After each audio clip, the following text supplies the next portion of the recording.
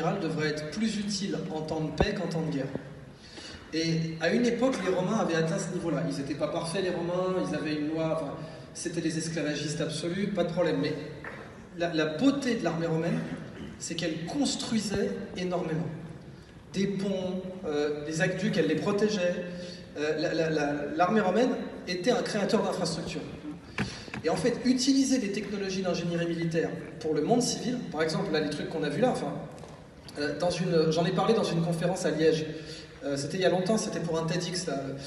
J'avais dit, on a des armes de destruction massive, pourquoi on n'a pas des armes de construction massive?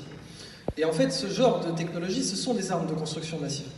Donc, pour moi, l'avenir des officiers, l'avenir de l'armée en général, c'est d'utiliser un maximum de ses compétences en temps de paix.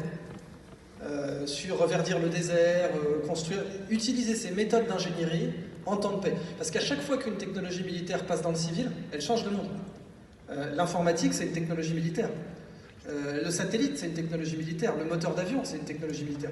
Donc à chaque fois qu'une technologie militaire devient civile, elle change le monde. Donc je pense que c'est ça l'avenir des officiers, et pas seulement les technologies scientifiques, mais aussi les modes d'organisation.